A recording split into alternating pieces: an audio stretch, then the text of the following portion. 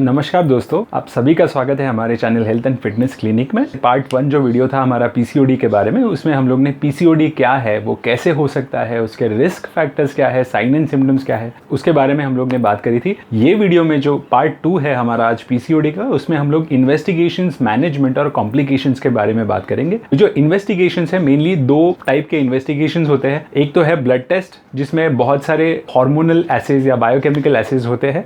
दूसरा जो है वो है अल्ट्रासाउंड, जिसे हम लोग सोनोग्राफीज भी कहते हैं। ब्लड टेस्ट में CBC, thyroid, FSH, LH, prolactin, insulin, androgen levels, serum testosterone, ये कॉमनली टेस्ट हम लोग एडवाइस करते हैं। बहुत सारे फीमेल्स में ये टेस्ट नॉर्मल भी आते हैं। कुछ फीमेल्स इसमें से कई हार्मोन्स थोड़े से ऊपर नीचे या थोड़े से इम्बैलेंस होते हैं। अब ये ब्लड टेस्ट करके जान सकते हैं कि ये कुछ हार्मोनल इम्बैलेंस की वजह से है या कुछ दूसरी चीज़ों की वजह से है। कई लैब्स आजकल पीसीओडी प्रोफाइल नाम से भी एक पूरा पैकेज उसमें एडवाइस करते हैं, जिसमें इंसुलिन भी ऐड करके देते हैं। एफएसएच, एलएच, प्रोलैक्टिन होता है, थायराइड होता है, सीबीसी होता है, ब्लड शुगर कहते हैं या डायबिटीज़ का टेस्ट भी होता है। सो ये ब्लड टेस्ट है, करने से बहुत ही अच्छा आइडिया मिल सकता है वो फीमेल में या वो लड़की में इनमें से कुछ एक लेवल नॉर्मल है या अबनॉर्मल है।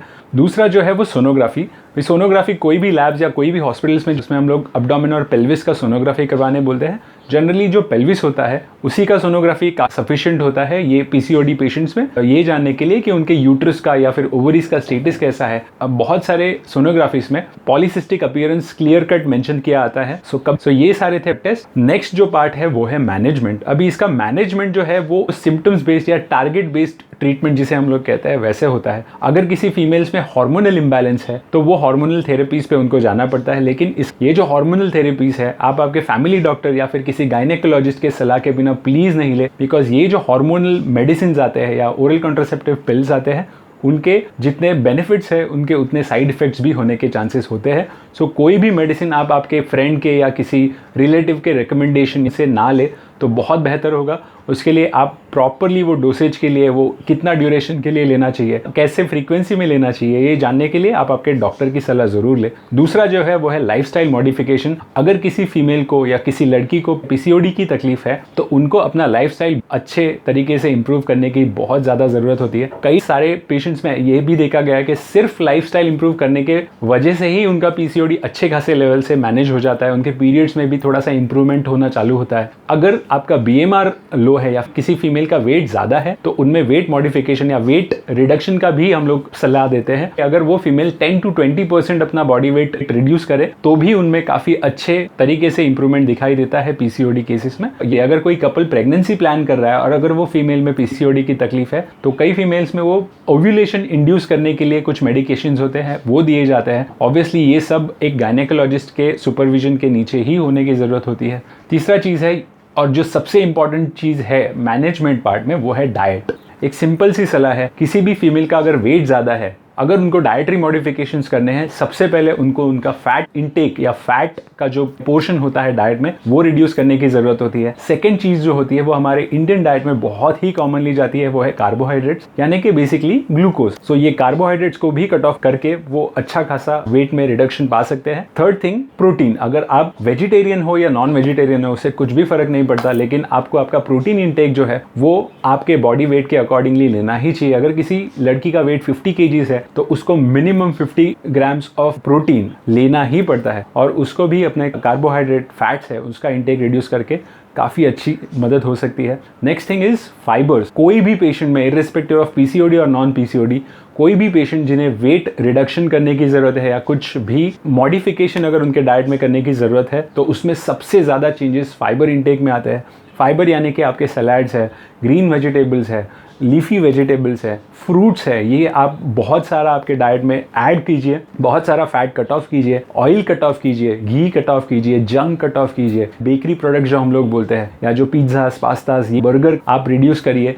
इससे बहुत ज़्यादा फ़ायदे होते हैं। कोई लड़की अगर ये वीडियो देख रही है, अगर उसे पीसीओडी है, आप प्लीज़ ट्राई करके देखिए। ये सारा डाइटरी चेंजेस, सिर्फ डाइटरी चेंजेस और लाइफस्टाइल चेंजेस से भी आपको 70 to 80% इंप्रूवमेंट दिख सकता है आपके पीसीओडी के कंप्लेंट में या आपके पीरियड्स में। सो ये था मैनेजमेंट का पार्ट। लास्ट चीज़ है उसके कॉम्प्लिकेशंस। अभी बहुत सारे फीमेल्स में हम लोग देखते हैं, अगर ये पीसीओडी अनट्रीटेड रहता है, अगर किसी फीमेल को पता ही नहीं चलता कि उनके बॉडी में कुछ डिस्टर्बेंस चल रहा है, तो वो थोड़ा सा इग्नोर्ड रह जाता है। ये पीरियड्स इरेगुलर आना या पीरियड्स रेगुलरली नहीं आना या पैटर्न चेंज होना, बहुत सारी फीमेल्स ऐसी है जो ये इशू अपने फैमिली में डिस्कस नहीं कर पाते हैं, जस्ट बिकॉज ये उतना ओपनली डिस्कस नहीं किया जाता है इंडियन फैमिलीज में। तो बहुत सारे फीमेल्स को ये तकलीफ है, यही पता नहीं चलता। सो अगर ये सारा कुछ तकलीफें आपको है, इससे रिलेटेड या इससे सिमिलर कुछ कंप्लेंट्स अगर आपको है, तो प्लीज आपके पेरेंट्स के साथ, आपके डॉक्टर्स के साथ शेयर कीजिएगा। उससे रिलेटेड जो भी इन्वेस्टमेंट है वो इन्वेस्टमेंट कीजिएगा, बिकॉज इसका जो कॉम्प्लिकेशंस है, अगर यंग एज में ये ठीक नहीं हो पाता तो थोड़ा टाइम बाद यानी पोस्ट मैरिज उनमें इनफर्टिलिटी के कंप्लेंट जो आजकल बढ़ रहे हैं, उसके पीछे सबसे बड़ा जो रीजन है वो है पीसीओडी,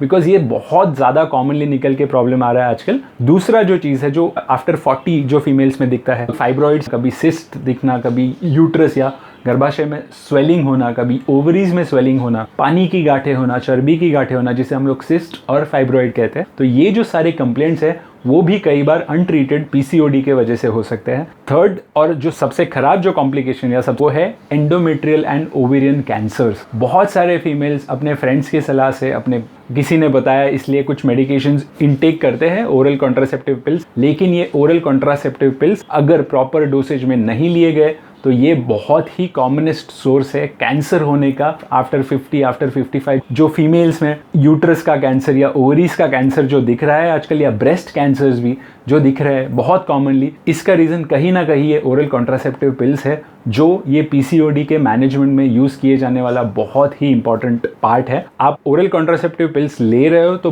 प्लीज़ उसका प्रॉपर फॉलोअप आपके गायनेकोलॉजिस्ट या आपके जो ट्रीटिंग डॉक्टर है उनके साथ रखिएगा। आपके टेस्ट रेगुलरली कीजिएगा। अगर आपके बॉडी में कुछ चेंजेस दिख रहे हैं तो प्लीज़ बेझिझक उसे अपने पेरेंट्स के साथ, अपने मम्मी हो या आपकी सिस्टर्स हो या आपके टीचर्स हो या आपके डॉक्टर्स हो, उनके साथ जल्दी से जल्दी शेयर कीजिएगा। जैसे मैंने पहले ही या लास्ट वीडियो में भी बोला था कि ये जो बीमारी है वो बीमारी नहीं है, ये एक सर्टेन चेंजेस है जो एक लड़की के बॉडी में या एक फीमेल के बॉडी में होते हैं। अगर ये चेंजेस आप में है, ये आपका गलती नहीं है, ये आपके बॉडी में कुछ ना कुछ इम्बैलेंस की वजह से पाया हुआ डिसीज है जिसको आप करेक्ट कर सकते हो, जिसको मैनेज किया जाने के लिए बहुत ही ज़्यादा इंफ्रास्ट्रक्चर और फैसिलिटीज़ आजकल हमारे मेडिकल साइंसेस में अवेलेबल है। तो जल्दी से जल्दी आपके डॉक्टर की हेल्प ले, जल्दी से जल्दी आपका लाइफस्टाइल सुधारे, जल्दी से जल्दी आपका डाइट सुधारे। एंड इसी नोट के साथ हम लोग आज का वीडियो एंड करेंगे। आई होप आपको ये पीसीओडी के जो दोनों पार्ट ऑफ वीडियोस है वो पसंद आए हो। अगर पसंद आते हैं तो हमारे चैनल को सब्सक्राइब कीजिएगा और बेल बटन को प्रेस कीजिएगा। आपके जो भी कमेंट्स है वो हमारे कमेंट सेक्शन में डालना ना भूलिएगा। अगर आपको ये वीडियो पसंद आते हैं